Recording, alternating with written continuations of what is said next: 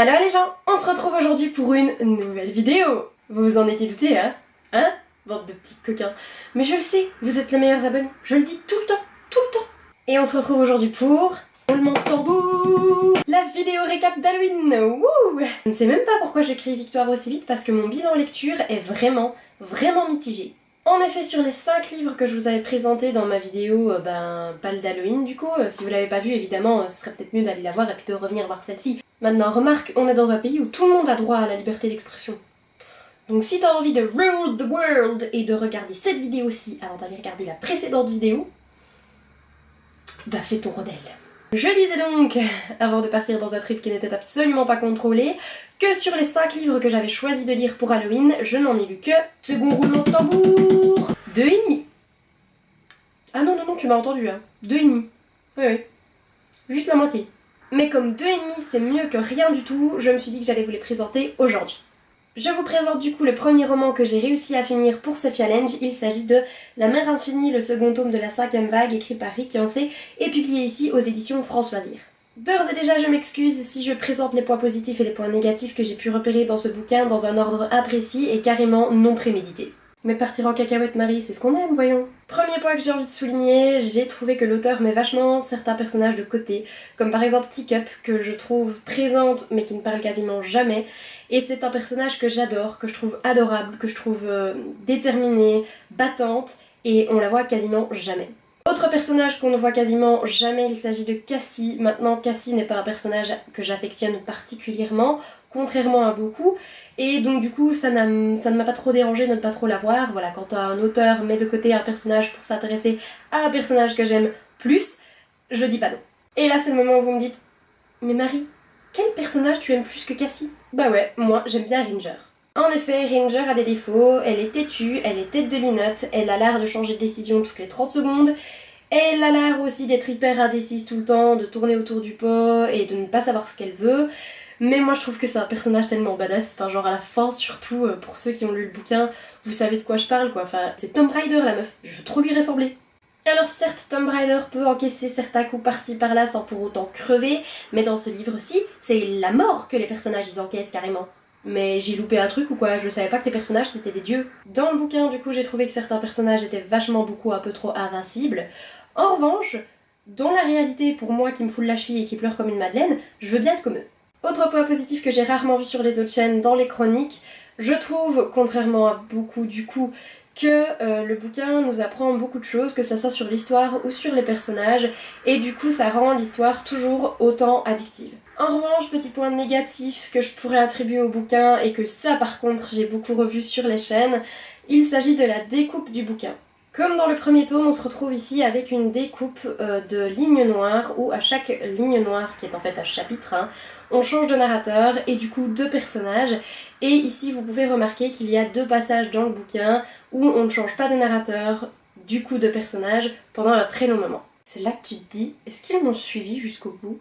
Alors je ne sais pas pourquoi, mais au cours du roman, l'auteur a décidé de nous dévoiler des informations sur un personnage que j'aime beaucoup et ça m'a vraiment fait du bien d'en apprendre davantage, j'ai trouvé ça terriblement bien. Dernière chose que je pourrais dire sur le bouquin, c'est cette fin qui est absolument incroyable. Elle vous laisse sur un cliffhanger de malade qui vous rappelle qu'une chose n'a pas changé du tome 1 au tome 2, c'est que l'auteur aime toujours autant tuer ses personnages. Game of Thrones le retour ? Mais c'est pas pour me déplaire puisque j'apprécie lorsque les auteurs prennent ce genre de risque. Je trouve ça risqué, c'est le but d'un risque, Marie. Et enfin, à propos du tout dernier chapitre qui est très court, je l'aurais mis dans le 3e tome et non pas dans le second tome, afin de laisser encore plus de suspense au lecteur. On passe à ma seconde lecture que j'ai admirablement bien choisie pour la période, il s'agit de La Tour Fantôme de Taro Nobizaka aux éditions Glénat. Pareil que pour La Mer Infinie, je vous laisse quelque part le lien de la vidéo dans lequel je résumais ce manga. Gros point positif, ce jeune homme, communément appelé Tetsuo. C'est un personnage hyper récurrent, c'est presque le personnage principal puisque le personnage principal le voici. Et en gros, il a une particularité qui va faire de lui un personnage tellement intriguant que tu as horriblement envie de savoir ce qu'il va advenir de lui.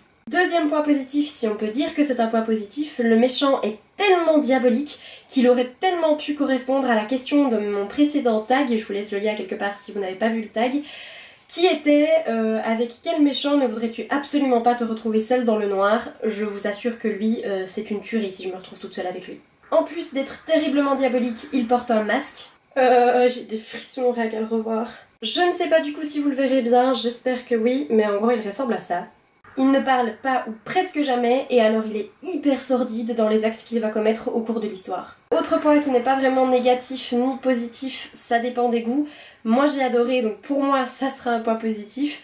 L'ambiance est terriblement glauque, terriblement particulière. Quand vous lisez le manga, vous êtes très mal à l'aise, très... Voilà. Plus sérieusement, c'est le genre d'ambiance qui vous traumatise, qui vous terrorise, qui vous perturbe, qui vous bouleverse, qui vous choque. Mais c'est fait exprès. Et c'est terriblement bien fait. Par contre, c'est terriblement bien fait que ça peut réellement faire peur. Donc, je dirais que c'est pour un public averti. Et alors pour moi, le plus gros point positif, c'est le suspense. Il vous fait tourner la tête tout le long du manga, tout le long de l'histoire. Et il crée une intrigue tellement addictive que vous ne pouvez pas lâcher le manga avant d'avoir fini. Il y a un petit souci. Ma caméra n'a plus de batterie. Et pourtant elle a beaucoup chargé, donc je comprends pas. Du coup je vous présente vite fait mais sans m'attarder ma lecture en cours. Il s'agit de La Momie d'Anne Rice aux éditions Pocket. J'en ai fait un résumé mais je ne vous incite pas du tout à aller le voir parce que honnêtement quand j'ai commencé le bouquin je me suis rendu compte que le résumé spoil énormément. Et donc du coup je vous dis simplement que nous sommes au début du XXe siècle et que Monsieur Lawrence va faire une découverte archéologique qui va remettre en question tout ce qu'on sait de l'Égypte ancienne. Donc voilà. Je ne m'attarderai pas sur ce bouquin, je vous en parlerai plus profondément dans une prochaine vidéo récap. Tout ce que vous avez besoin de savoir, c'est que c'est une uchronie et que du coup c'est un genre littéraire que j'adore et que j'affectionne particulièrement, que l'écriture de l'auteur est hyper addictive et que quand vous avez ouvert le bouquin, vous n'avez juste pas envie de le refermer, et que du coup je suis quand même à la moitié, donc j'avance plutôt bien. Petite communication que j'avais oublié de faire dans le book haul, je suis maintenant en challenge 0 achat jusqu'au 19 décembre avec mes amis Aska Books. Je vous laisse évidemment le lien vers son blog en barre d'infos. Et mon amie Sweetie Books, il me semble que c'est Sweetie Books. Elle vient de commencer son blog donc je sais pas encore trop. Dans tous les cas, les liens des blogs sont en barre d'infos, n'hésitez vraiment pas à les checker, c'est deux superbes blogueuses. Donc voilà les gens, je vous ai présenté les 3 lectures que j'ai presque effectuées pour Halloween. Je vous ai passé ma petite communication, donc pour moi c'est fini. Maintenant c'est à vous de vous abonner, de venir me suivre sur Instagram, de venir me suivre sur ma page Facebook où je suis active. Peu importe, c'est à vous de venir me parler maintenant, je vous attends en commentaire, j'aime toujours autant vous répondre, c'est toujours hyper agréable. J'espère que la vidéo vous aura plu, que les livres que je vous aurai présentés vous auront plu. N'hésitez pas à me dire si vous en avez lu, si vous avez envie d'en lire un, ça me fait toujours hyper plaisir. Je vous retrouve très bientôt pour une prochaine vidéo, d'ici là portez-vous bien et lisez bien. Ciao!